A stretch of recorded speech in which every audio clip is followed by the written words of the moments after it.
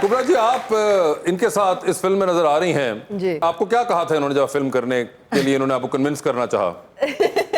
Actually इन्होंने नहीं कहा था, नदीम भाई ने, नदीम बेग ने कहा था। अच्छा, नदीम बेग ने क्या कहा था? हाँ जी, उन्होंने कहा था कि एक फिल्म है और लिटरली मुझे ना स्टोरी बताई थी इसकी, ना कैरेक्टर बताया था। इनसे कि I want you to be a part of it, तो मैंने कहा ओके। तो आप इस तरह से ही मान जाती हैं? नहीं, इस बार ही मान गई थी मैं, क्योंकि नदीम भाई बोल रहे थे। मैंने इसको बोला था कि कैरेक्टर तुम पे सूट करता है, हाँ तुम ये जी, कर। अच्छा, exactly. और आपको क्या क्या कन्विंस किया था उन्होंने? नहीं बताइए ना।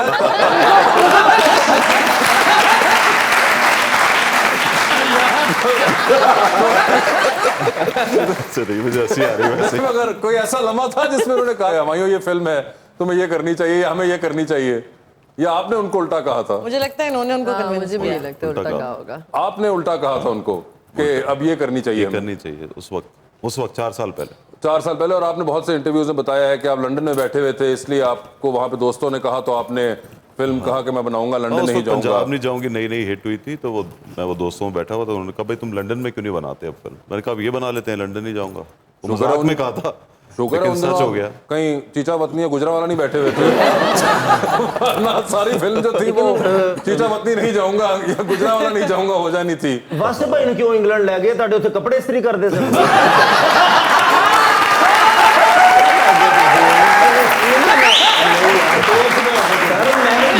बंदा कुबरा जी का बंदा, सारी टीम का बंदा, इन्हों का धोखे का। बताइए जी, इनको क्यों लेके गए थे मुझे जी? जो कैरेक्टर वो लिखा हुआ उसमें वो भी यही कर सकते थे सर। अच्छा जी, क्या बात। बस तुसी इन्हां नु कास्ट कर लेंदे, साडे मगरूर फिरदे रहंदे ने। हमारे साथ भी ऐसे ही फिरता है, मगरूर। तुम ज्यादा मजाक ना करो, ये फिल्म खलील साहब ने लिखी हुई है। खलील साहब तो फिर जिंदाबाद है ना, छड़ दियो। घोड़ा कटना तो मेरे ला जाना उन्होंने। मगर वैसे ये आप खलील साहब से कैसे फिल्म लिखवा लेते हैं? पैसे दे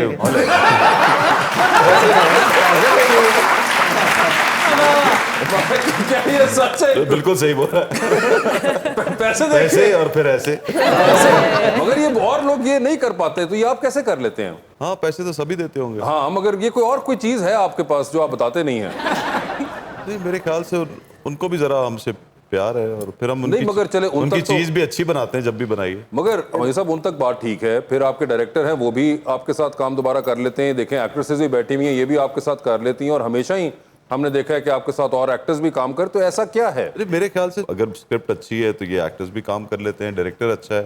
आई थिंक नदीम भी बहुत बड़ा फैक्टर है कि नदीम जब डायरेक्ट करता है तो ये एक्टर्स करते हैं, मेरे लिए नहीं करते, वो नदीम के लिए ज्यादा करते हैं। और ये मुझे बताएं कि इसके अंदर आप फिर से एक बार एक पंजाब के लाड़े जिसे कहते हैं वो बने हुए हैं, तो ये क्या कोई आप खास ऑब्जर्वेशन रखते हैं इसके बारे में? जी, एक तो ये कि मैं मदर टंग इस पंजाबी, तो घर में सारी ज़िंदगी मैंने पंजाबी सुनी है, लेकिन इसका ये रीज़न है कि मैं इसलिए करना चाहता हूँ। रीज़न ये है कि जब ये पंजाब नहीं जाऊँगी की तो मुझे बहुत मज़ा आया करके, और लोगों को बहुत पसंद आई, तो दिल था मेरा कि उसी तरह की फिल्म वापस होनी चाहिए जिसमें पंजाब कल्चर हो। मुझे अच्छा लगता है वो करना। भाईजान, जैसे पंजाब नहीं जाऊंगी, अब ये है कि लंदन नहीं जाऊंगा, तो आपकी नज़र में बेस्ट फिल्म कौन सी है? ये मैं आपको ना 10 दिन बाद बताऊंगा। कौन बनाती है उसको, फिल्म को, हिट या फ्लॉप? तो नहीं, लेकिन आपको ज्यादा मजा किसमें आया? मुझे दोनों में मज़ा आया।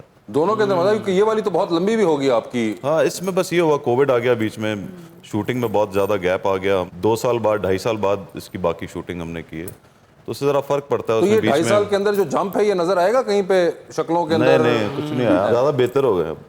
अच्छा, ज्यादा बेहतर हो गए कोविड के बाद? देखे ना।